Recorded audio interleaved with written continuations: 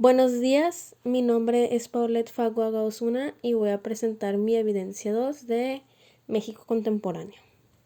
El tema es análisis del proceso de consolidación del Estado mexicano. Todo comenzó con Maximiliano de Habsburgo. Maximiliano siempre prefirió las políticas liberales, promovió legislaciones para que las jornadas de trabajo no fueran mayor a 10 horas, había libertad de culto, eliminó las deudas que fueran mayor a 10 pesos, entre otras cosas.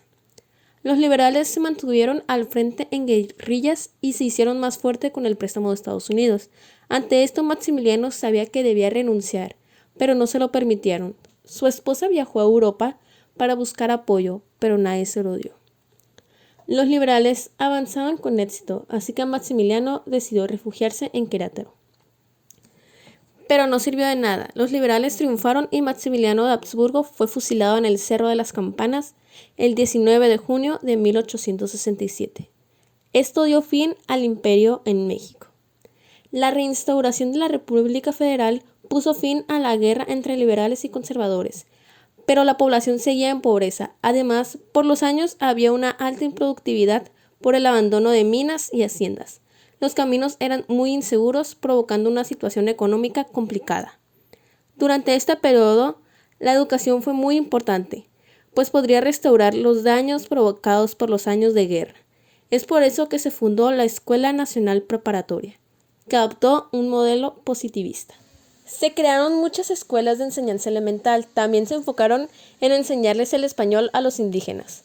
Esto ayudó al desarrollo del nacionalismo y dio paso a la paz, orden y progreso. Después de esto, se dio inicio al Porfiriato, que fue la etapa en la cual Porfirio Díaz gobernó el país, de 1877 a 1911. Fue un periodo de transformaciones importantes para el país. Porfirio Díaz era un militar que participó en el derrumbamiento de la monarquía de Maximiliano y con ello en la restitución de la República. Durante el Porfiriato hubo crecimiento económico, pues se hizo exportador de productos, además se creó un código comercial que impulsó el libre tránsito de mercancías. Aparte, se invirtió en puertos y ferrocarriles. Su política tenía como fin el orden sin importar la libertad. Su propósito era ser el hombre de palo y de mando.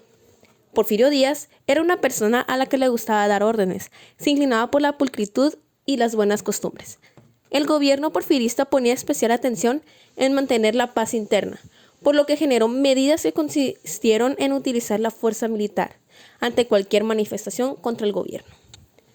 Las personas, ya hartas de su dictadura, dieron inicio a la Revolución Mexicana. La revolución comienza con la proclamación del Plan de San Luis, emitido por Francisco I. Madero, en octubre de 1910. En este se desconocía el gobierno de Díaz y se exigía la no reelección.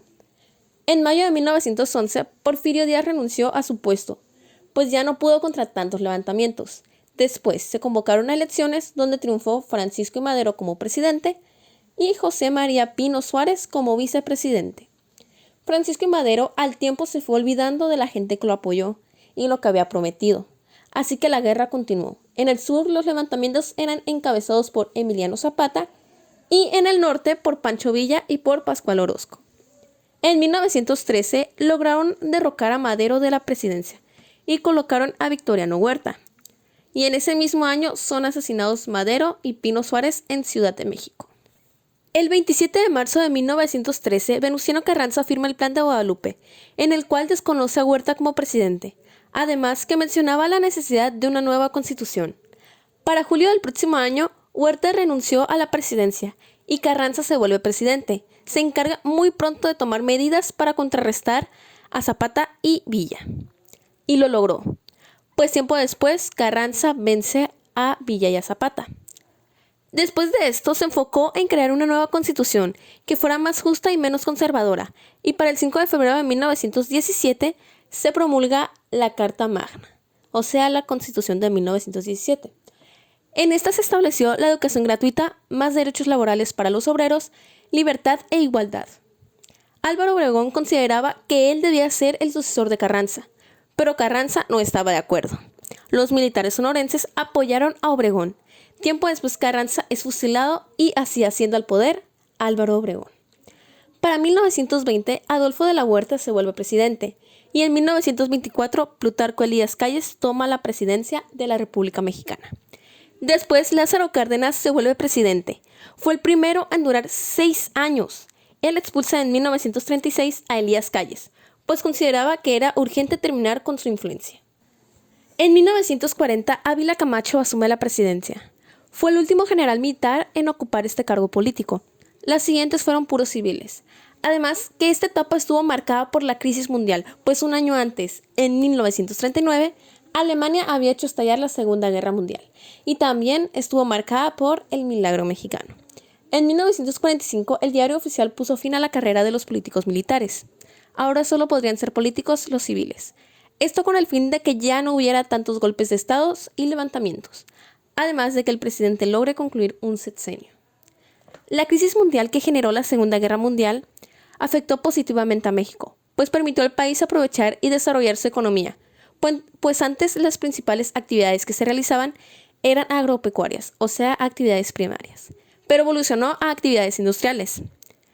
¿Y no crees que México no participó en la Segunda Guerra Mundial? Tuvo una ligera participación con el Escuadrón 201. De 1940 a 1970, la tasa de incremento anual del Producto Interno Bruto rebasó el 6%. A esto se le conoce como el milagro mexicano. A partir de 1946, en el ámbito político mexicano, fue mayormente dominado por el PRI, o sea, Partido Revolucionario Institucional. En conclusión, México pasó por muchas etapas para lograr ser lo que fue a 1970. Pasó por una monarquía, que de ahí se convirtió en una república federal, que de ahí pasó a ser una dictadura horrible, que en esta dictadura se trató de arreglar la devastada economía que había en México, pero no se logró. Y además que los malos tratos que hubo hacia el pueblo, pues originaron la Revolución Mexicana. Después de la Revolución Mexicana pasaron muchos presidentes que nunca se logró cumplir un sexenio hasta Lázaro Cárdenas. De aquí comenzó la Segunda Guerra Mundial, que favoreció la economía de México, pues el Producto Interno Bruto aumentó a un 6%, además que ahora se realizaban actividades industriales. A esto se lo conoció como el milagro mexicano. Aparte que desde 1946, en el ámbito político, PRI fue mayormente dominando.